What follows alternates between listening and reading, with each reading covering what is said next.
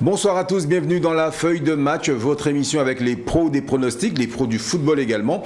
Émission consacrée à du football, mais également au gros sous, puisque ce week-end, on vous propose de gagner 1 million d'euros au premier rang du Parion Sport Loto Foot 15. Il y a 1 million d'euros à gagner, oui, pour peu que vous validiez votre grille le jour de fête du travail, le 1er mai, dimanche 1er mai, avant 8h55 ici en heure locale. Patrice Basile est avec nous. Bonsoir Patrice. Bonsoir Ronny, et j'espère que cette fois-ci on va pouvoir trouver les bonnes formules, parce que la semaine dernière c'était compliqué. On a l'impression que les matchs de foot font exprès de nous donner la mauvaise parole. Du fil à retour. Maître Pascal Bon est parmi nous également. Maître, bonsoir. Bonsoir Ronny, bonsoir aux téléspectateurs. Et puis moi je trouve qu'on est pour des passionnés extrêmement comblés, que ce soit au niveau local, parce que je dis qu'il y aura des matchs importants, que ce soit dans la poule B ce week-end, mais aussi au niveau national avec des champions. Franchement, que du bonheur. Que du bonheur. Eh bien, j'ai encore plus de bonheur à vous annoncer, puisque vous avez un client à défendre en fin d'émission. C'est Bamba Dieng, accusé de gabegie. C'est cela. C'est bon pour vous? Oui, c'est un jeune joueur. Je ne sais même pas si je ne pourrais pas peut-être requérir les compétences de la cour. Guillaume Michaud fait également partie de la team. Bonsoir Guillaume. Bonsoir Ronny. Dis-moi Ronny. Non, allez-y. Je vais faire un petit coucou à deux amis bordelais qui souffrent en ce moment, Ulrich et Didier. Donc je vous fais un petit coucou. Voilà. Je sais que c'est pas facile pour en ce moment. Ça risque d'être dur pour eux, et je pense que les carottes sont pratiquement cuites pour les Girondins de Bordeaux. Les amis, on va parler de Ligue des Champions rapidement avant d'entamer donc la grille numéro 27 du Parion Sport Loto Foot 15. Ligue des Champions, pourquoi messieurs? Parce qu'il y a eu les demi-finales aller en cours de semaine. Que dire de ce Manchester City Real Madrid, messieurs? 4-3, score final. 7 buts dans une demi-finale de Ligue des Champions. C'est costaud ça. C'est costaud, et puis c'est vraiment l'occasion de dire qu'on a dû s'encombrer de superlatifs, que ce soit au niveau du jeu, des entraîneurs, des joueurs. Que dire de Benzema? Que dire du collectif City qui accepte d'en prendre, mais qui donne toujours un peu plus. Qui se débrouille pour donner un peu plus de buts que d'en prendre, même s'ils prennent, mais ils continuent à vous donner. Et puis, que dire pour la part de football? Moi je dis, si tu es assis dans le stade, j'ai payé 1000 €, 500 €. Je suis comblé. 4-3 de belles équipes, c'est pas 0-0 minable quoi. Patrice? Oui, c'est vrai que quand on voit ce match, on peut quand même vraiment dire qu'il y a 22 joueurs qui ont mouillé le maillot. C'est ça. On a tellement l'habitude de voir des matchs, comme on dit souvent ici, ou des matchs où les joueurs viennent jouer leur match, mais vraiment. Et c'est vrai que quand je repense au Paris Saint-Germain, c'est un peu ce que je regrette. Là, on a vraiment vu deux équipes qui étaient prêtes à mourir sur le terrain, on va dire ça, pour arriver à gagner ce match. Et un Benzema, encore une fois. Et puis Real Madrid très chanceux quand même, faut le dire, parce que Man City aurait pu gagner 6-0 ce match. Et Real est encore là, et comme ils ont fait contre Paris, comme ils ont fait contre Chelsea, et ils sont encore là, ils peuvent encore prétendre se qualifier. Chapeau. Moi, c'est un match qui fait un peu écho à un match qui avait lieu dans les années 2000, un Real contre Manchester United à l'époque, où il y avait l'Armada avec Ronaldo, Zidane d'un côté et David Beckham de l'autre, et c'est un match qui avait fini sur le score de 4-3 avec des buts, ça allumait de partout, c'était vraiment un spectacle un peu plaisant, donc on retrouve un peu, ça m'a rendu un peu nostalgique ce match-là, et puis on attend le match retour où tout sera ouvert à mon avis. Et puis l'autre demi-finale était également une confrontation anglo-espagnole avec un certain Liverpool-Villarreal. Et là, le sous-marin jaune a coulé à force de résister. Il a complètement coulé face au coup de boutoir, coup d'assommoir même, j'ai envie de dire, de cette équipe de Liverpool, de Jürgen Klopp, qui a d'ailleurs prolongé jusqu'en 2026 son bail avec les Reds. Pas de surprise dans ce match. Villarreal n'a eu qu'une seule occasion, enfin une demi. Voilà, ils ont subi tout le match. Le gardien a fait ce qu'il pouvait, mais malheureusement, ça n'a pas été suffisant, donc ils encaissent 2 buts et ça me paraît compliqué pour le match retour à mon avis. On risque d'avoir un Liverpool City ou un Liverpool Real en finale. Mais voilà, ça veut dire aussi, ça vient confirmer la suprématie de la Première Ligue. Que j'ai un petit signe en nommant Super League, parce qu'ils sont chaque année, on est presque sur 100%, même en 2019 c'était pareil contre Liverpool. Non, mais voilà, on sent qu'il y a du niveau là-bas, et à part quelques fois on a des Espagnols qui viennent un peu mettre quelques grains de sable, on est quasiment assuré d'avoir une finale 100% anglaise. Oui, ça s'explique aussi parce qu'en Angleterre, ils ont l'habitude de jouer ce genre de match tous les week-ends. Tous les week-ends, ça se bat au centimètre près sur les terrains, et alors qu'on se rend compte que même en Espagne ou même en France, il y a des week-ends où il y a des matchs vraiment qui sont fades parce que les joueurs viennent mais ne jouent pas le match à fond. Là, vraiment, Liverpool, Man City, même Chelsea, on a vu Chelsea qui a failli remonter contre Real la dernière fois, ils mettent, comme on dit, leur c'est sur le terrain pour l'emporter. Donc vivement le match retour, et je pense effectivement qu'on se dirige vers une finale Liverpool-Man City, quoique tout est possible, donc le football. Enfin, ils mettent leur C sur le terrain, ça dépend de quel C, hein, parce que si c'est le CUL, c'est pas bon. Hein. Il vaut mieux que ce soit. Très bien, très bien. On avait compris, merci messieurs. On va passer tout de suite, les amis, on va rentrer dans le vif du sujet, aux choses sérieuses, aux choses qui vous intéressent encore plus que ce que nous disions il y a quelques instants. Et on va avoir du pain sur la planche, un jour de repos, dimanche jour de repos, mais également dimanche jour de fête du travail. Eh oui, ben vous avez la possibilité de gagner 1 million d'euros. On vous les propose avec cette grille qui va s'afficher à l'instant sur vos écrans. Regardez-la bien. Elle vaut 1 million d'euros pour peu que vous la validiez avant le dimanche 1er mai à 8h55. Reims, Marseille, Lille, Strasbourg, Nice 3, Nantes, Bordeaux, Clermont, Angers, Metz, Brest, Lazio de Rome, Milan AC, Empoli, Napoli, Bologne, Udinese, Genoa, Cagliari.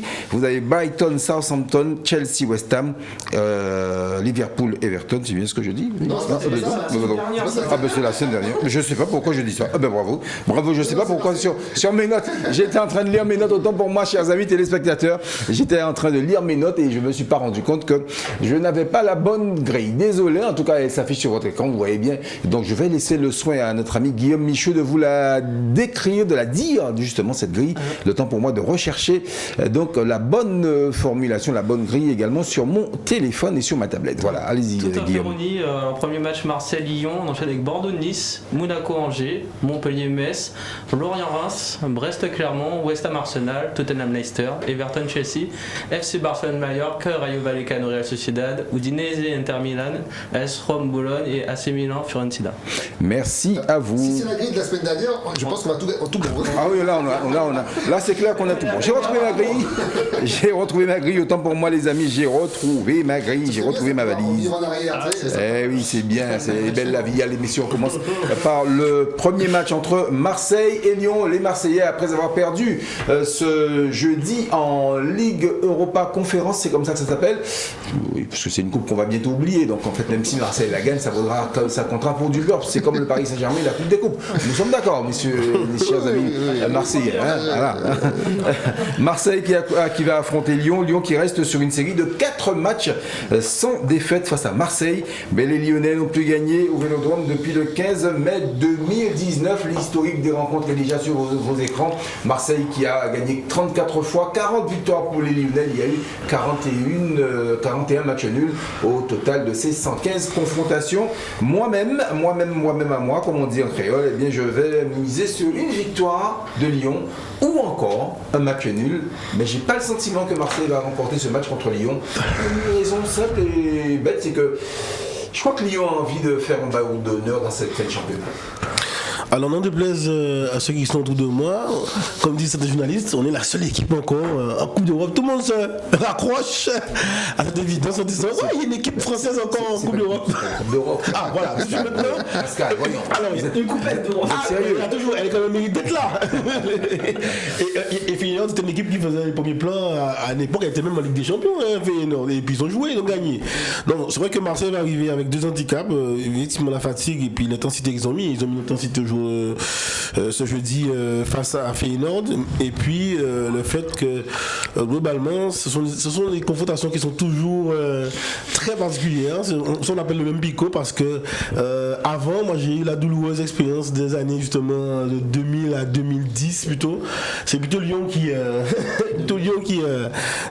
nous baissait le caquet en fait. Et c'est vrai que depuis 2019 on a quand même beaucoup plus de chance. Depuis l'époque Thauvin aussi, il y a eu des bonnes époques, et puis Payet. Donc je ne sais pas dans quelle dimension physique, en tout cas psychologique, je peux compter quand même sur les Marseillais qui ont envie, puisque c'est un picot, c'est à part, de pouvoir quand même gagner le match. Je pense pas qu'ils vont arriver en chien battu en disant. Après, peut-être qu'ils vont être limités, le cerveau va être limité par le physique.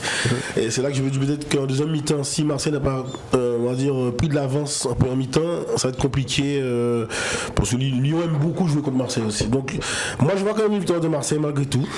J'ai laissé mon triple et mon double pour d'autres matchs plus compliqués. Je crois quand même à la dynamique du Dauphin qui aura aussi droit au panache de pouvoir légitimer sa place de Dauphin face à un gros, enfin pas fort d'Annecy, mais un gros quand même. Lyon reste une grosse équipe à affronter. Mais comme l'a dit Pascal, c'est un Olympico, donc un Olympico reste un Olympico. C'est un peu moins que le Classico, mais c'est déjà pas mal. Match de gala. Moi, je pense que ça va être un beau match parce que c'est deux équipes qui ont envie de gagner ce match, même si Marseille effectivement sera un petit peu fatigué par son match de Feyenoord. Mais franchement, Lyon a beaucoup de choses, beaucoup de points à rattraper, donc ils vont prendre ce match très au sérieux. Marseille, ils ont un coach aujourd'hui qui les incite à mouiller le maillot, un peu comme en Angleterre. Et c'est vrai que ça, on peut le reconnaître. Hein. Marseille, c'est vrai qu'à chaque match, ils se défoncent vraiment à fond. Donc ça peut être un beau match. Alors, souvent, ce genre de match débouche sur des matchs nuls. C'est vrai que depuis quelques temps, on voit pas mal de matchs nuls dans nos grilles. C'est un peu le problème des fins de championnat comme ça, où les équipes se neutralisent un peu souvent. Moi, c'était ma première impression. Je pense qu'on va arriver sur un match nul. Maintenant, je donnerais un petit avantage quand même à Lyon, parce que Lyon, plus frais, motivé, parce que vraiment, depuis quelques temps, Lyon, on comprend pas bien ce qui se passe. Un coup, ils gagnent, un coup, ils perdent. Enfin bon, du coup, ils sont pas vraiment à la place où on les attend. S'ils veulent avoir une petite place d'Europe l'année prochaine, il faut qu'ils se bougent. Donc oui, ça peut être une victoire de Lyon, mais moi j'aurais plutôt pronostiqué un match nul sur ce match. Un match assez difficile à pronostiquer pour moi. On a une équipe Marseille qui est un peu favorite parce qu'ils sont deuxième avec 65 points, tandis que Lyon est 8e avec 52 points. Marseille a joué en milieu de semaine, donc il y a beaucoup de paramètres qui ont été très difficiles à pronostiquer. Ils sont capables de faire des cartons et de perdre contre une équipe un peu moins forte. Donc pour moi, ce sera ma couverture totale de premier match. Le triple match du dimanche, voilà, tranquille avec la petite boisson dans la main. Voilà. Match suivant, match numéro 2 entre Bordeaux et Nice. Bordeaux qui n'a plus battu Nice en championnat, messieurs, depuis un certain 30 janvier 2011. 51 victoires pour autant pour les Bordelais contre 41 pour les Niçois. Il y a eu 122 confrontations. Le solde est fait par les 30 matchs nuls entre ces deux clubs. Moi, sans hésitation aucune, je mettrai la victoire des Niçois, puisque voilà, je pense que Marseille est au fond du trou. Bordeaux est au fond du trou, lapsus révélateur. Bordeaux est au fond du trou et a priori risque de le rester. Pascal. Oui, comme dirait l'autre qui nous inspire, ascenseur pour l'échafaud. Pour moi, c'est vraiment ça. Vous savez quelle est ma position vis-à-vis de Bordeaux depuis quelques semaines. Elle n'a pas varié. Ils ont déçu, mais ils sont toujours autant. C'est vraiment. Là, c'est plus l'équipe 3 points, c'est l'équipe qui encaisse. Et vous avez vu encore, je l'ai dit, des attaquants qui sont méritants, qui jouent un super foot, et puis derrière.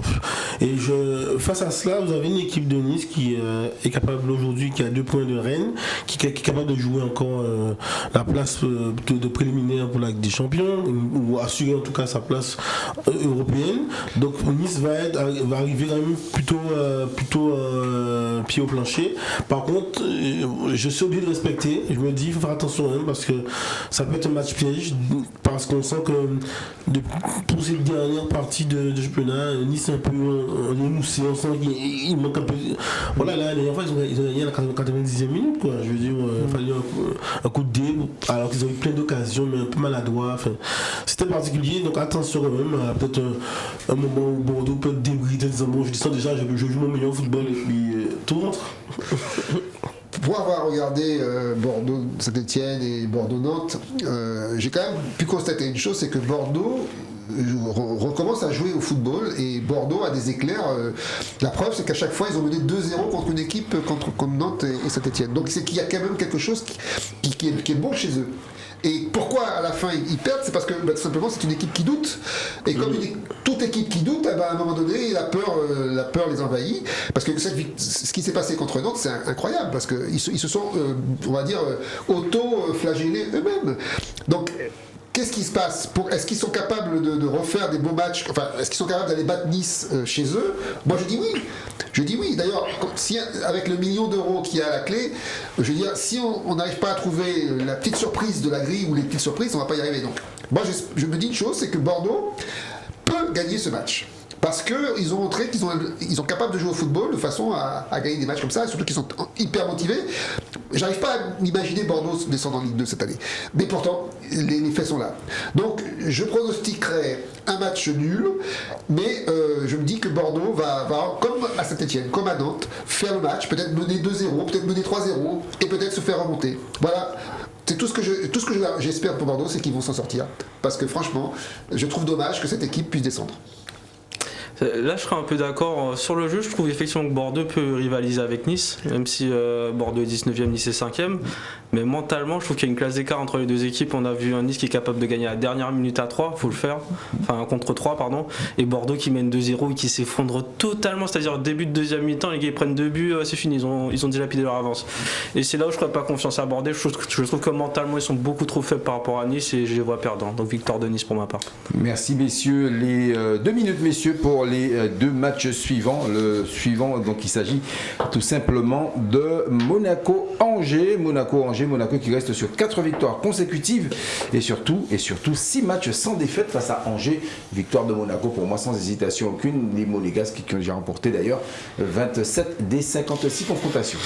Monaco fait aussi partie à côté de Nice et de Rennes. Je ne sais pas si Rennes est sous la grille, mais en tout cas pouvoir aussi consolider leur place au Ben qui d'ici 2 mois en arrière, qui lui cru que Monaco soit aussi bien placé pour aujourd'hui même se retrouver derrière moi à Marseillais à 3e place s'il se comporte bien.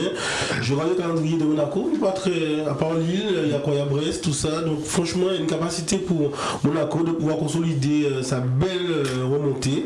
Vous l'avez dit, Ronnie, une remontée aussi qui s'est faite avec la manière. On sent qu'il y a une consolidation, une solidité de l'équipe qui est revenue durablement et qui finissent bien ce chemin-là. Donc face à Angers qui se joue au ballon, on pense encore notre ami, c'est ça? Matt le buzz. Non, franchement, je pense qu'on a fera le nécessaire à domicile, sauf surprise catastrophique.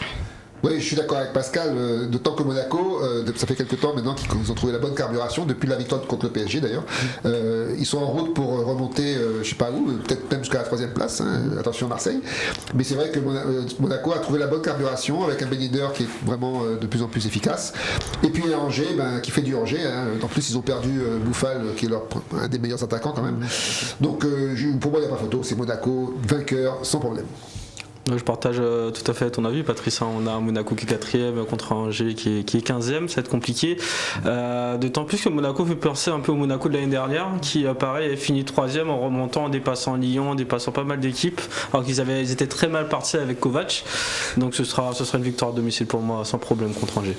Montpellier-Metz, c'est le 4e match de la grille. Metz qui reste sur 4 matchs sans défaite face à Montpellier à la Mosson, dont 3 victoires. Les Messins qui mènent d'ailleurs largement de 3 victoires au dépend de Montpellier, puisque les Messins en ont 21 et contre 18 victoires pour les Montpellierins. Les 2 équipes ont fait 15 fois match nul. Pour moi, sur ce match-là, eh bien, tout simplement, je vais vous dire, mon pronostic, ce sera victoire de part et d'autre. Oui, un match très compliqué. Pour plusieurs raisons. On a enterré, c'est vrai qu'on a enterré Metz comme on a enterré Bordeaux. Voilà. Tiens, les couleurs sont pas très loin. La Vina. C'est vrai que la logique voudrait que malgré tout, entre Borne, Montpellier puisse tirer son épingle du jeu à domicile. C'est vrai que Montpellier revient de loin parce qu'on a l'impression qu'on peut parler d'ici, il y a quelques mois d'une place européenne, et là ils sont dans un truc où il faut maintenir, il faut essayer d'assurer le maintien quasiment. Attention à cette dégringolade qui s'est un petit peu assise au fil des rencontres de la deuxième partie du championnat. Ceci dit, on avait une belle base, il y a une nouvelle génération, hein, après le départ de la Borde et de l'or qui est prometteuse autour de Savanier, donc il faut quand même compter peut-être, je reste sur une victoire à domicile de Montpellier, mais c'est vrai qu'il y a des fulgurances parfois, on a vu, hein, Metz peut très bien décocher une flèche empoisonnée qui ferait que la déconvenue soit encore prévisible pour Montpellier. En tout cas, ce ne sera pas un match très palpitant. De là à dire que c'est un match beau, je ne dirais pas jusque-là. D'abord parce que ce serait manquer de respect à Metz qui se bat pour se sauver. Mais malheureusement pour eux, je parle de Metz, en plus d'être avant-dernier, ou dernier même, ils sont derniers, ils ont un gros problème d'effectif puisqu'ils ont quasiment plus de joueurs. Les joueurs sont soit suspendus, soit blessés. Donc ils vont jouer quasiment avec une équipe B. Bon, donc ça veut dire très clairement que si Montpellier joue son jeu normalement, la victoire c'est sans problème, même si ça fait 5 matchs je crois qu'ils disputent et qu'ils ont perdu 4 fois et un nul. Mais bon, ils ont récupéré quand même Mavididi ou Harry avec Savani à côté, donc je pense que là pour Metz, la Metz est dite, ça c'est réglé. Parce que contrairement à Bordeaux, ils n'ont même pas les joueurs pour les aider à faire quelque chose, donc c'est réglé. Et Montpellier, ça fait un moment qu'ils n'ont pas gagné, donc ils aimeraient bien prendre leur revanche et surtout faire plaisir à leurs supporters parce que depuis quelques temps ça va très mal à Montpellier. Heureusement qu'ils avaient des points parce que sinon ils seraient dans la charrette pour descendre. Donc pour moi ce sera Montpellier, mais voilà, malgré tout. Ce ne sera pas un bon match, je pense pas. Ouais, ça, je pense que ce sera un match semi-bof, hein. Un peu bof, mais pas trop. Les deux équipes sont sur 5 matchs sans victoire, 4 défaites, 1 nul. Montpellier 12e, Metz est 20e. Donc je vois un match nul, parce que c'est pas des équipes qui ont des talents offensifs, mais c'est vrai qu'il y a des retours de certains attaquants Montpellier. Donc j'ai mis un double là-dessus, soit une victoire de Montpellier à domicile, soit un match nul entre les deux équipes. Merci messieurs, on se retrouve dans quelques instants pour la deuxième partie de l'émission. On va partir du côté de Lorient.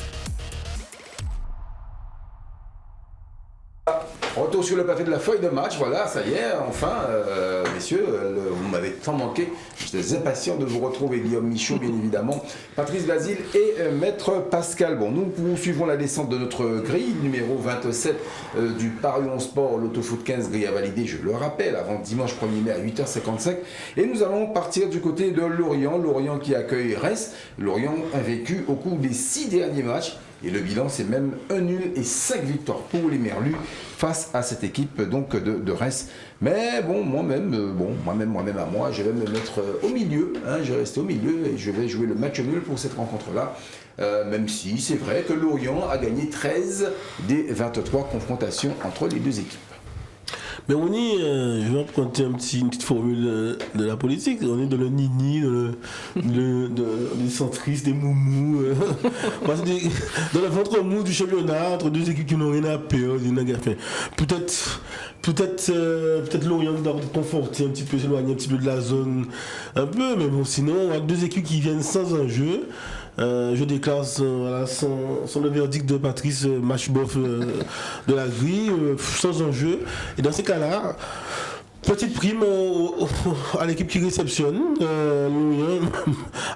On va dire qu'il y a peut-être une envie d'orgueil après la déculottée qu'ils ont pris la semaine dernière parce qu'ils avaient fait un match sérieux la semaine d'avant. Ils ont gagné 1-0 face à Metz, je crois. Bon, c'était encore la douleur, hein, c'est 91e minute. Mais on sentait qu'il y avait l'envie. Et là, ils ont pris une grosse déculottée. Petit avantage à Lorient donc, qui reçoit. Ou aussi un match nul. Donc, pour moi, le 1 le N.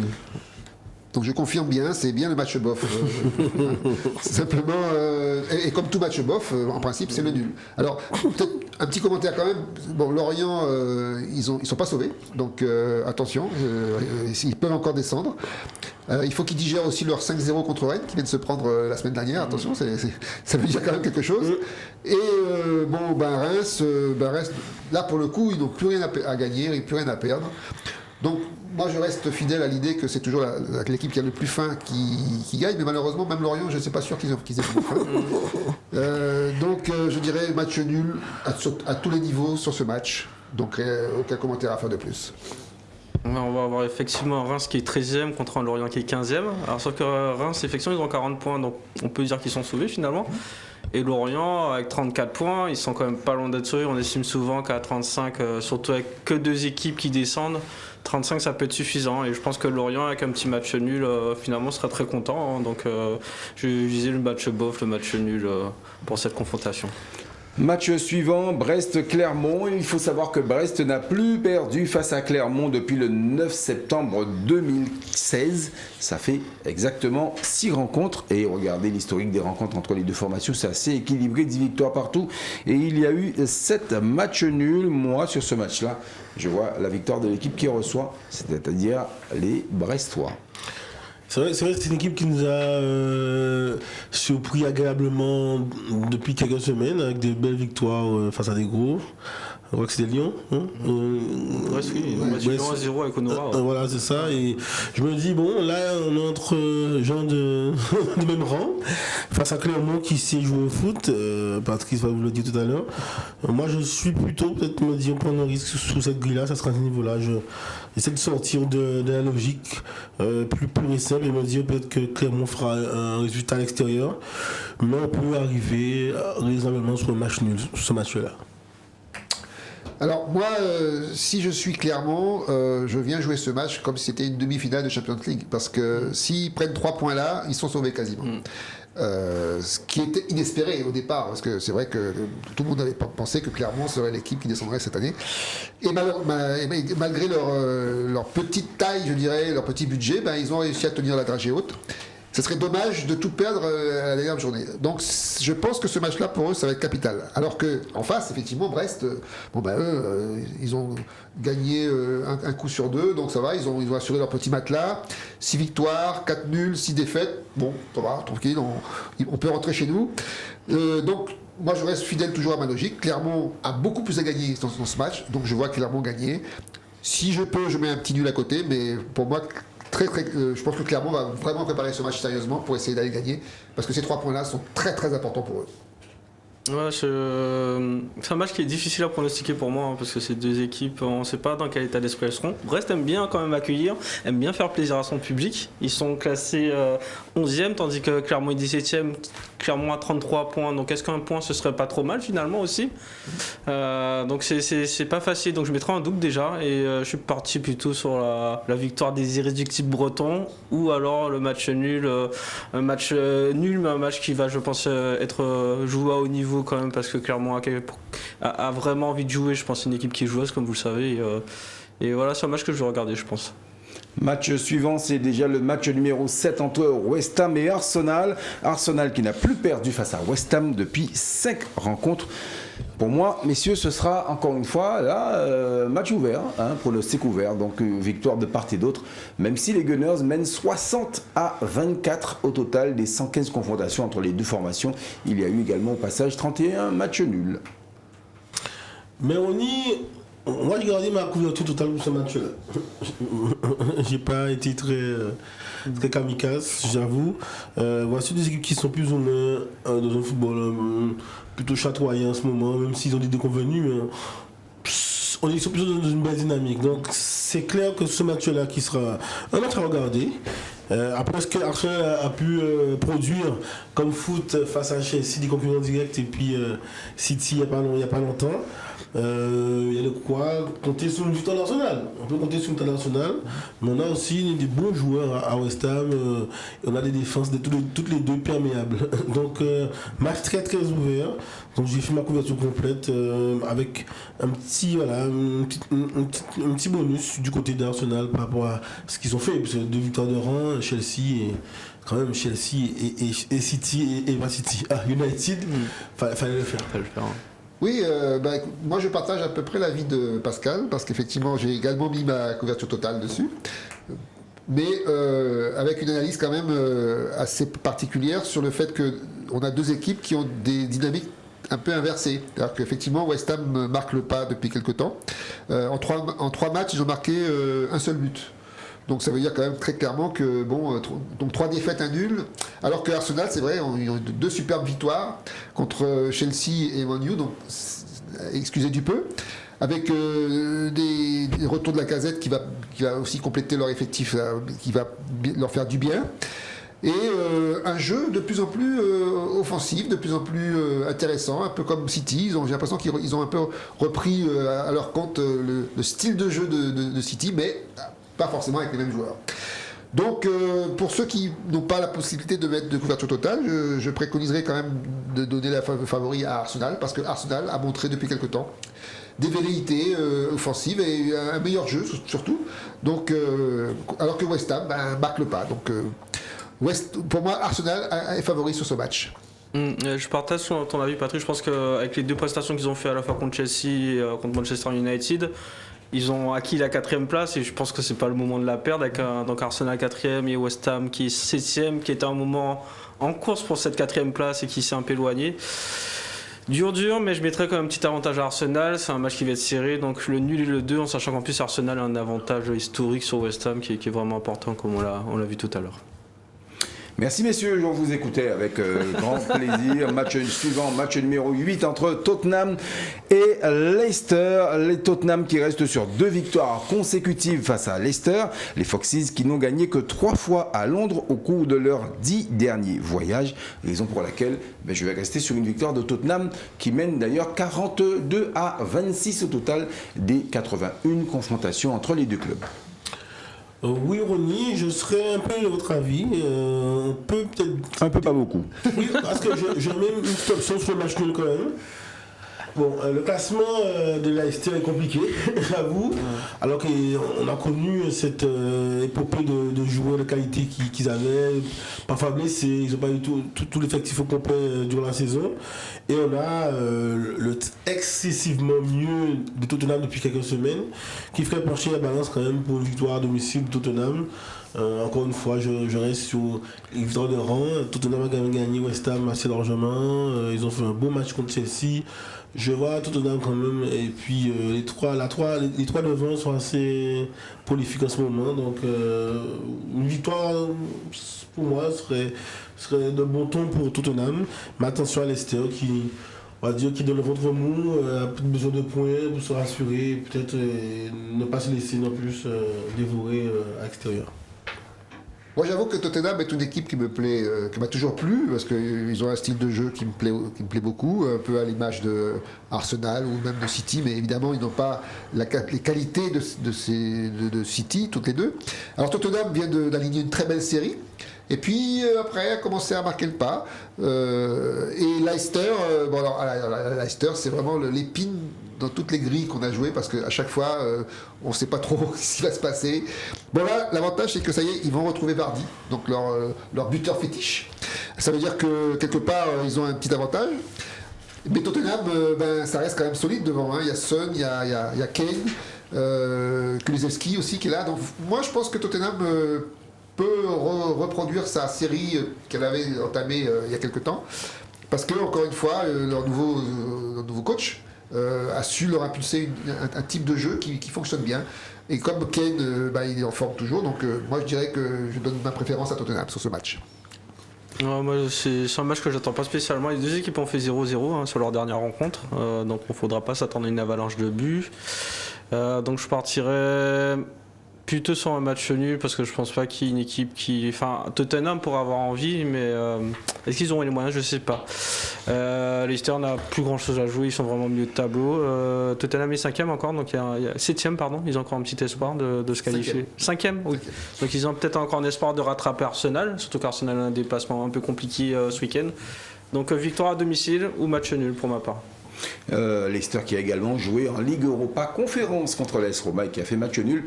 Je crois qu'ils ont fait un partout. Ils aiment les matchs nuls. Ils aiment bien les matchs nuls.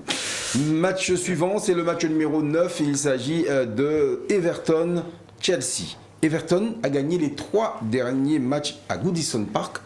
Les Toffees qui ont perdu pour la dernière fois à domicile. C'était le 30 avril 2017 face à Chelsea.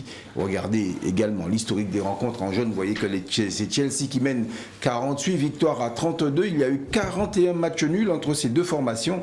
Ce qui me fait dire que ça peut être un match compliqué. Alors bon, je dirais qu'Everton ne l'emportera pas pour la quatrième fois consécutive. Victoire de Chelsea ou encore match nul pour moi. Bon, c'est compliqué. Un des matchs les plus compliqués. Que dire aujourd'hui de la forme de Chelsea, celle qui a rivalisé avec Panache il y a quelques semaines, il y a même pas 2 semaines, 3 semaines, je joue avec le Real de Madrid, avec une possibilité de se qualifier pour les demi. Et puis un championnat après, je l'ai dit, tête de culotté un peu décompensatoire face à Arsenal, alors que l'effectif sont ceux qui savent jouer au foot.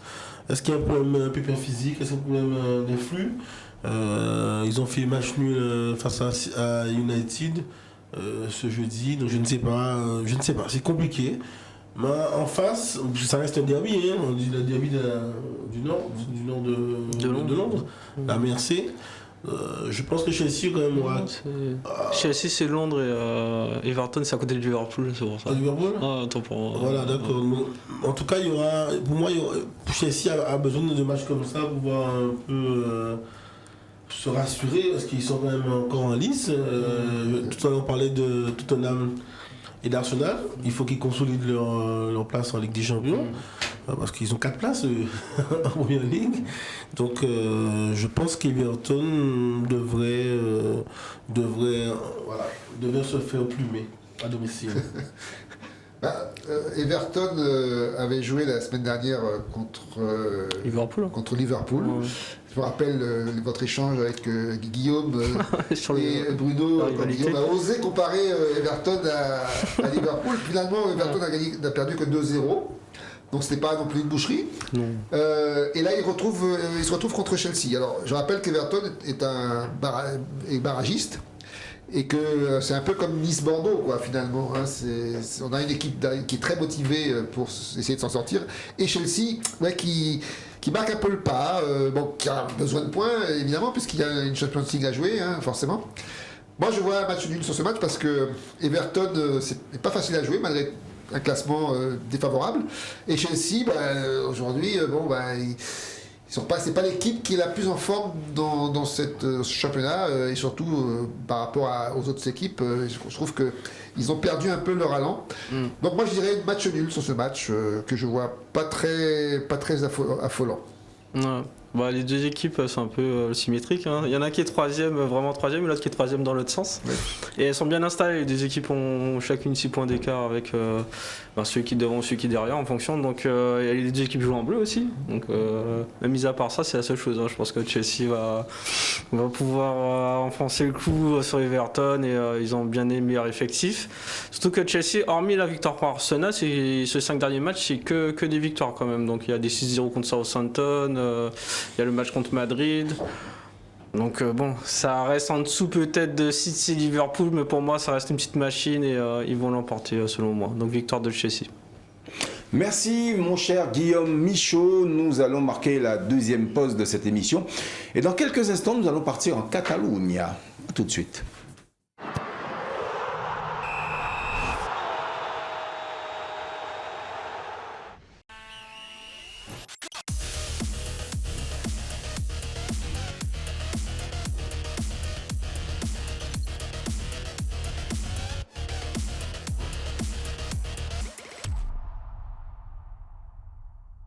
Nous voilà de retour sur le plateau de la feuille de match avec Maître Pascal Bon, Patrice Basile et Guillaume Michaud. Nous sommes en train de descendre la grille numéro 27 du Parion Sport Loto Foot 15. Je vous rappelle qu'il y a, messieurs, 1 million d'euros à gagner au premier rang ce dimanche.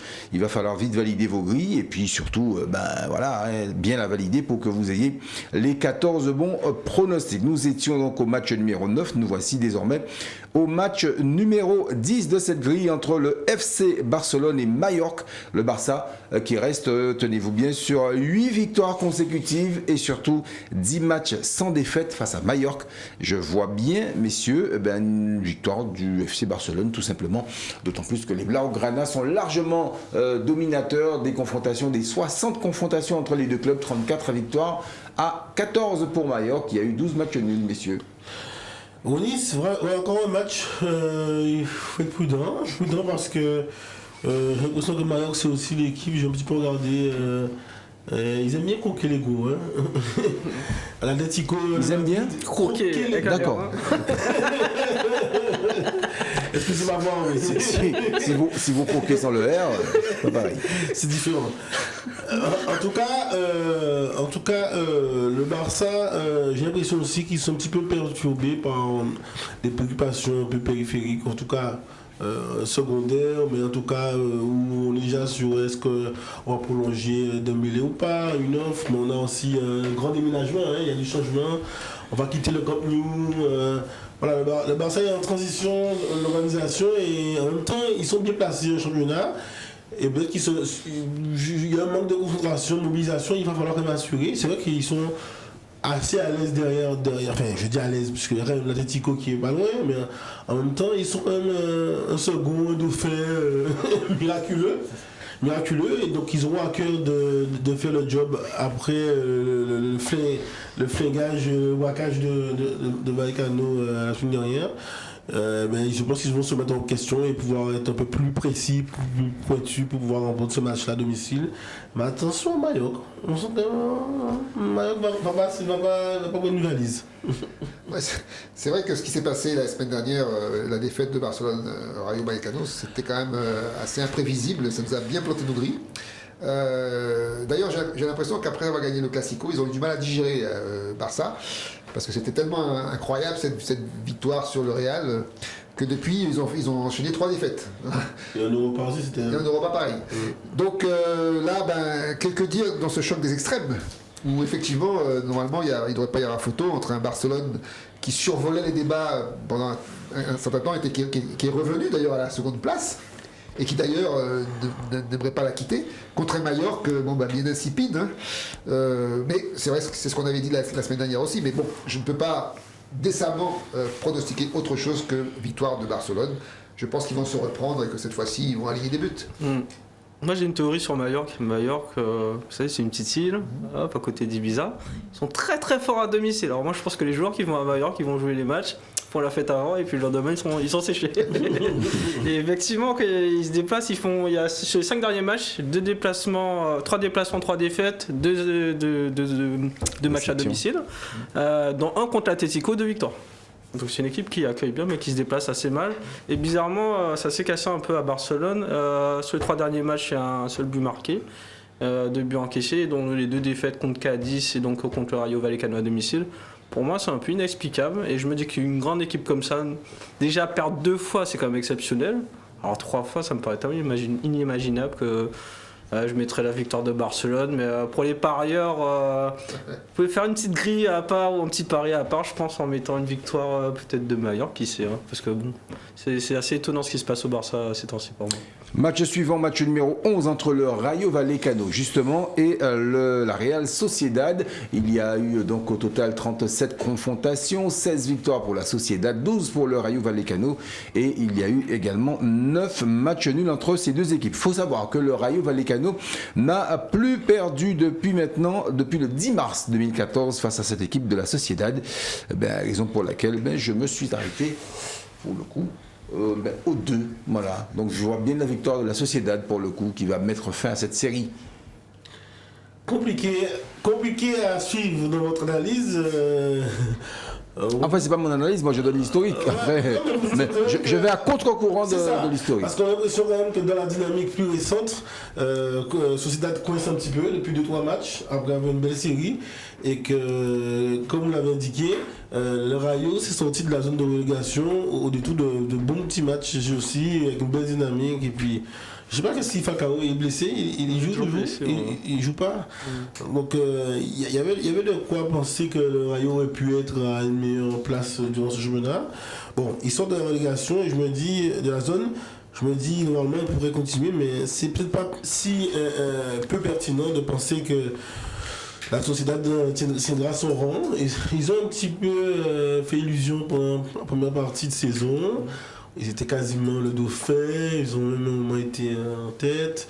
Bon, là, ils font des matchs un peu justes, quoi. Des matchs un peu où ils peuvent se satisfaire de matchs nuls, en ayant très peu d'occasions, en même temps solide derrière.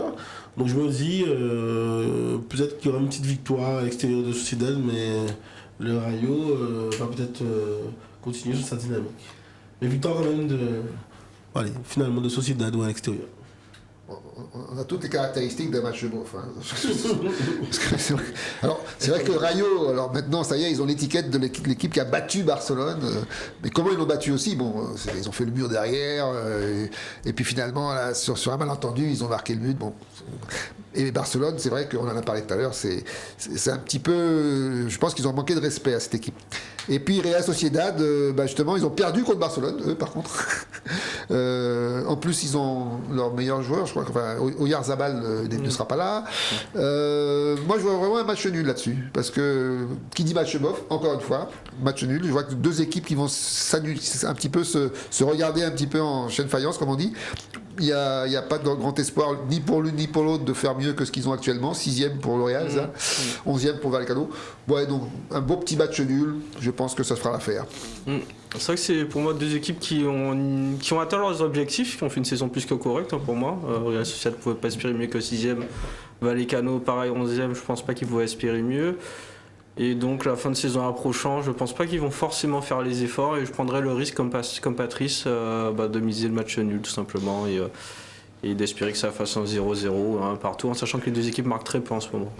Match numéro 12, c'est l'heure pour nous de filer en Italie pour ce Udinese Inter de Milan. Match très très important pour la suite et la fin de ce calcio. Regardez bien l'historique des rencontres entre les deux formations et vous allez voir que l'Inter mène 54 victoires à 22. Il y a eu 31 matchs nuls. L'Inter qui reste sur 2 victoires consécutives et 8 matchs sans défaite face à l'Udinese. Pour moi, l'Inter doit et va l'emporter parce que le titre ne peut être qu'au bout de ce... Enfin, c'est qu'avec ça qu'ils peuvent gagner le Scudetto. Exactement. On a loué un peu la force animale motorisée de l'Inter depuis quelques semaines et puis il y a cette déconvenue, cette calotte, cette claque prise face à Bologne après un magnifique but de Perisic en début de match. On se disait bon, c'est bon, l'Inter va dérouler et puis ils se sont fait croquer à la bolognaise et ça ne peut pas, comme le disait Ronny, laisser présager de lâcher face au titre qui pointe, même si le Milan a pris un petit ascendant, face à la 3e, 4e plus mauvaise défense. Je compte sur l'attaquant argentin et aussi j'ai dit, Perisic pour pouvoir enfoncer le clou et puis retrouver cette dynamique qui permettrait d'avoir ce challenge jusqu'à la fin, cette espèce de suspense qu'on aime bien entre les deux équipes de Milan pour le titre. Voilà, et puis je reste quand même sur la victoire de Reims face à la Roma avant ce match à Bologne, abouti, qui fait que face à l'Udinese, on a vu qui marquent bien, ils ont marqué encore, ils savent marquer, mais ils ont une mauvaise défense, un milieu un peu parfois imperméable, donc il laisse penser que jeudi l'Inter va pouvoir dérouler même à l'extérieur. Mais attention au match piège, pas jeudi, parce que c'est vrai que Udinese, sur le papier, n'est pas une équipe très flamboyante. Mais quand même, ils en ont mis 4 à la Fiorentina, donc c'est quand même que quelque part, ils savent marquer des buts. Et puis alors l'Inter de Milan, qui est toujours en lutte d'ailleurs pour la première place, a fait un match catastrophique contre Bologne. Alors je ne sais pas si vous avez vu l'erreur du gardien. Enfin, un truc qu'on voit que dans les vidéos gags. Il dégage dans son camp, enfin un truc de fou quoi. Et c'est à cause de ça d'ailleurs qu'ils perdent le match, tout simplement. Donc ils viennent de perdre 3 points, donc ils ont vu Milan repasser devant. Bon, Naples, maintenant ça y est, ils sont un petit peu décrochés, donc ça va être compliqué pour eux de revenir. Donc pour l'Inter de Milan, il n'y a plus qu'une seule chose à faire, c'est de gagner ce match contre Udinese. Donc la logique voudrait qu'on mette Milan vainqueur, ce que je vais faire, mais allez, si je veux le million d'euros, ça veut dire que j'aurais été le seul à trouver la petite surprise. Allez, je mets une victoire peut-être de Udinese. Si je peux passer un petit double, je mets victoire de Udinese ou d'Inter de Milan, comme ça je prends pas de risque. Moi je trouvais la défaite de Inter complètement accidentelle. Ils ont quand même dominé le match. Il y a eu quand même Arnautovic qui a su égaliser. Mais l'Inter reste cette machine et ce genre d'accident. Voilà, dans la course au titre, perdre la saison sur un but comme ça, c'est pas possible. Donc je me dis qu'ils vont remettre les points sur les i et ils vont l'emporter pour moi au Udinese, même si c'est une équipe qui est 11e, donc c'est une équipe qui joue bien au foot malgré tout. Mais voilà, l'Inter est dans la course finale, ils peuvent pas faire 2 fois la même erreur selon moi, donc ils vont l'emporter. Match suivant, il s'agit du match numéro 13 entre l'AS Roma et Bologne. Bologne qui n'a gagné que 2 fois à Rome. Et oui, au cours de ses 10 dernières sorties, il n'y a pas photo. Pour moi, ce sera une victoire nette et sans bavure pour l'AS Roma. Les Romains, même si les Romains ont joué en cours de semaine, puisqu'ils ont joué ce jeudi en Ligue Europa Conférence. Ronny, pour moi, ce même si a du sens, même si ça a du sens, puisque la Roma va recevoir Bologne avec deux handicaps. Le premier handicap, c'est effectivement le fait d'avoir joué ce jeudi face à Leicester. Bon, avec match nul, donc pas forcément au mieux psychologiquement. Et puis, ils seront avertis qu'en face, il y a une équipe qui peut battre les gros et qui peut empêcher à ceux qui jouent le Scudetto d'engranger les points. Donc, moi, je pense que ce match-là, vu des fois la capacité que les joueurs de Mourinho être hyper maladroits, avoir 15 000 occasions avant d'en mettre une, on peut déboucher sur un match nul face à Bologne, un partout, même un 2-2, parce que c'est pas, si la AS Roma n'est pas en tête du championnat italien, c'est parce que il y a quelques approximations au niveau défensif et quelques manquements aussi au milieu de terrain. Donc Pellegrini, je sais qu'il va être au rendez-vous, mais peut-être Abraham, je l'ai dit, après 15 occasions, il va mettre la 16e. Je pense qu'il y a ce match au piège où la Roma va avoir une équipe qui arrive en toute confiance, décomplexée. Donc victoire logique de la Roma, mais en même temps, je vois un match nul au détour de la débauche d'énergie et de la belle dynamique du Bologne actuel. Oui, c'est un match compliqué, encore une fois, parce que c'est deux équipes qui n'ont pas véritablement un profil très d'attaquant, vraiment, parce que l'AS Rome, quand on regarde bien les résultats de la Roma, ça marque pas beaucoup, ça gagne, c'est vrai, de temps en temps, mais ça marque pas beaucoup. C'est possible, quoi. Souvent des matchs nuls, Pascal a raison, et je vois pas, ce match-là ne va pas être, à mon avis, un match qui va les transcender non plus. Donc c'est vraiment le match au profil de nul, toujours pareil. Surtout que j'ai remarqué qu'en fin de saison comme ça, il y a beaucoup de nuls. Les équipes sont fatiguées, les motivations n'y sont plus. Bologne, ils viennent de battre l'Inter, donc là ils sont encore sur leur petit nuage. Donc moi, c'est un match que je verrais vraiment finir en nul. Petit avantage à la Roma parce qu'ils sont chez eux, parce que c'est la Roma et parce que ils ont un meilleur, je dirais, curriculum vitae, tout simplement. Mais c'est pas un match très emballant à mon avis qu'on va voir jouer. Un match Rome-Bologne, j'espère qu'il va pas être saoulant quand même. Plus sérieusement, moi je m'attends plutôt à une victoire de la Roma parce que le danger est bien identifié chez Bologne, c'est Arnautovic clairement. Et la AS Roma est quand même 5ème, il leur reste quelques points encore à grappiller, ils peuvent peut-être espérer quelque chose encore. Donc je pense que alors Mourinho, même si je vous dis que je l'aime pas spécialement tactiquement, il a des capacités quand même il sait motiver ses joueurs. Et je pense qu'il est capable de le faire pour ce match-là, donc je lui mettrai une victoire de la Roma qui est à domicile en plus. Et il leur manque quelques matchs encore avant de pouvoir se reposer tranquillement en fin de saison. Merci messieurs, match suivant, match numéro 14 et dernier match de la grille, toujours match italien entre le Milan AC et la Fiorentina. Le Milan AC qui mène 64 victoires à 38, il y a eu 44 matchs nuls entre les deux formations. Le Milan AC qui a perdu, les amis, le match aller, mais Milan n'a gagné que 2 fois face à cette équipe de la Fiorentina au cours des 5 dernières rencontres. Donc 2 petites victoires pour le Milan AC dans cette course effrénée pour le titre de champion d'Italie. Mais moi, là, je me couvre complètement sur ce match-là. Vous couvrez Complètement. Ça dure 1 N2 Oui. Ah ouais? Ah là, je couvre, oui. Parce que la Fiorentina, il est fort sur les matchs italiens. La semaine dernière, il a donné Empoli vainqueur. Ah bah oui, je vous l'avais dit, Napoli. Je sens quand même que le Milan AC, sauf s'ils sont d'une espèce d'excès de suffisance, par rapport à la confrontation que l'Inter aura, quand même, si vous êtes capable de battre chez vous la Fiorentina qui est en déliquescence programmée et qui, il n'y a rien de bon en ce moment, la Fiorentina. Je sais pas, je vois pas le Milan AC. En plus, le Milan AC en ce moment, ils ont un petit peu, vous parlez tout à l'heure d'expression un peu grivoise, ils ont un peu la chance du cocu, du champion. Donc, ils ont des matchs un peu à la fin. ils avaient fait un 2-1, le truc qui permet de toujours rester là, à flot.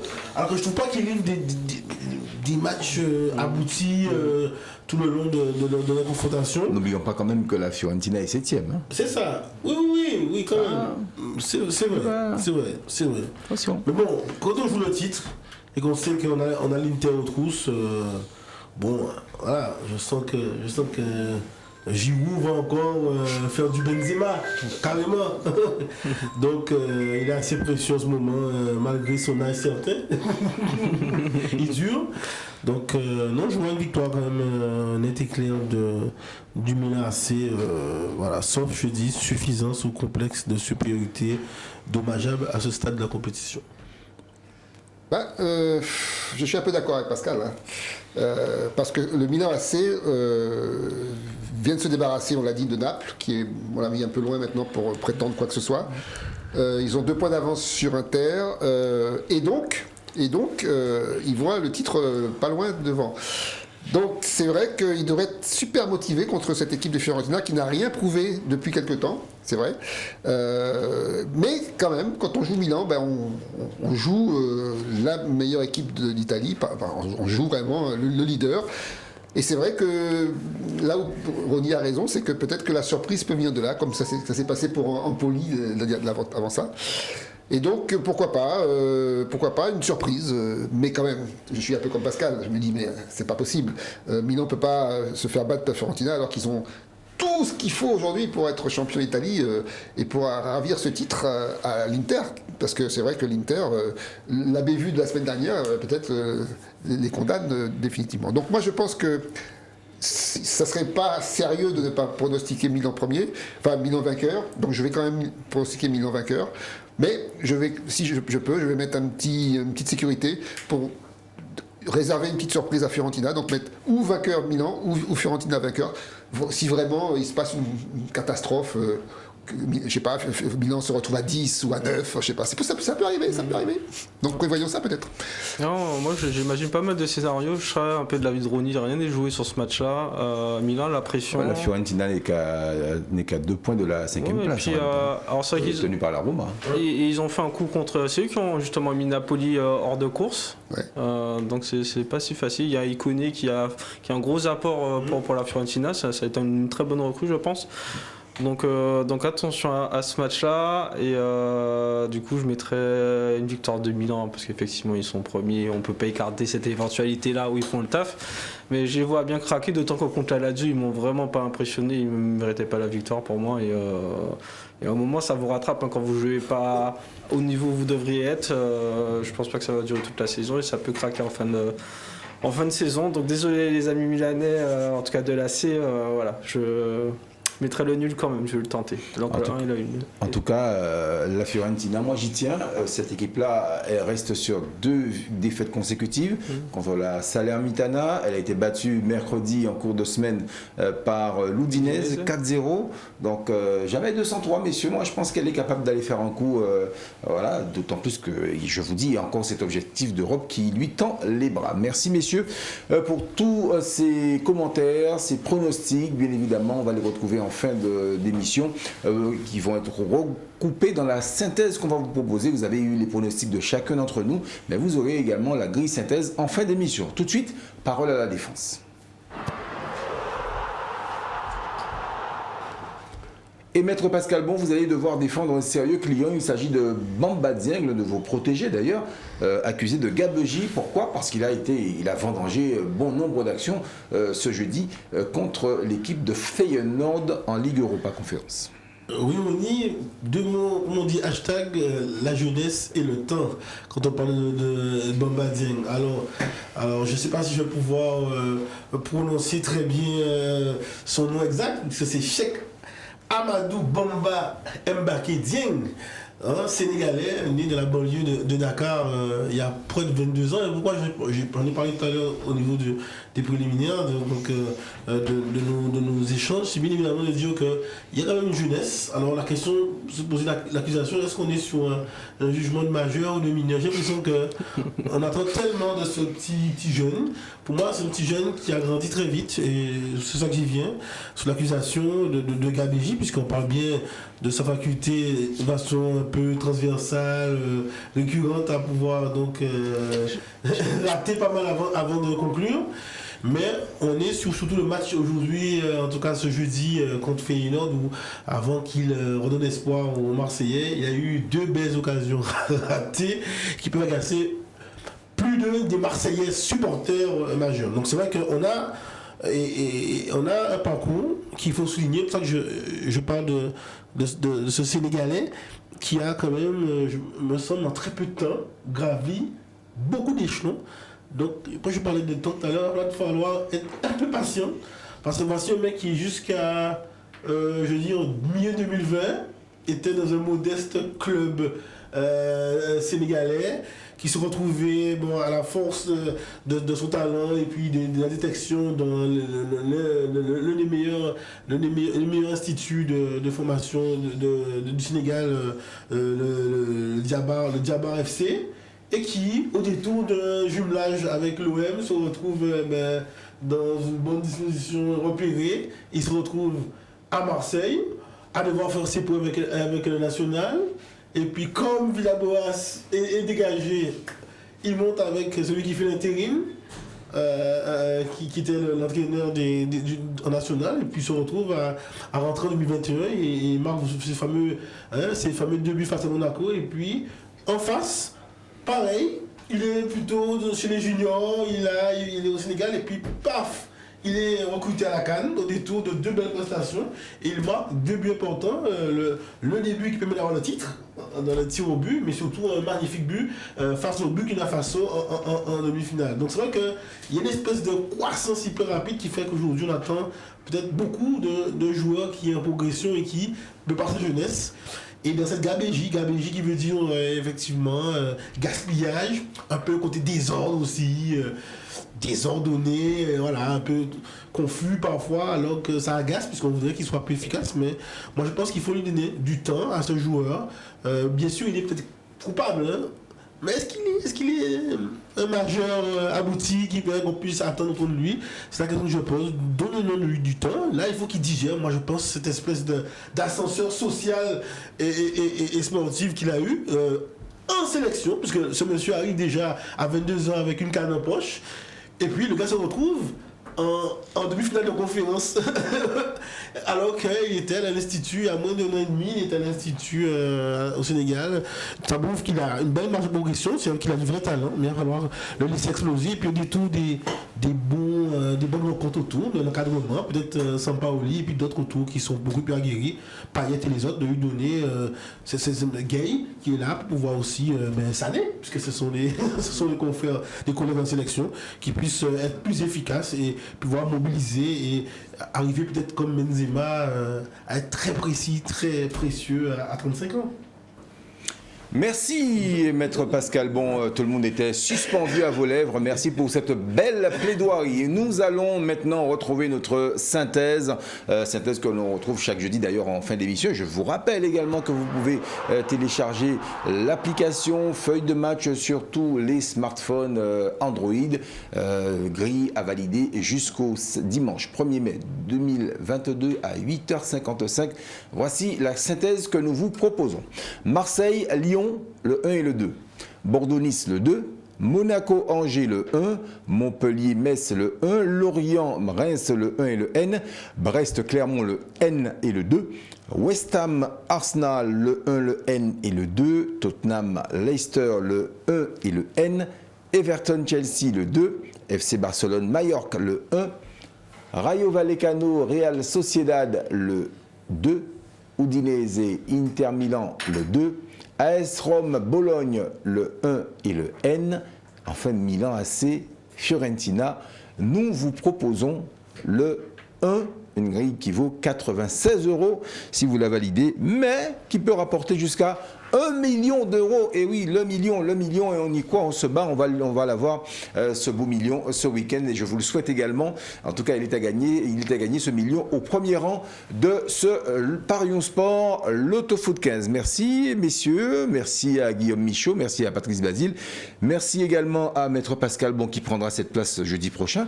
Oui, je vous l'annonce en direct. Voilà, comme ça, c'est fait.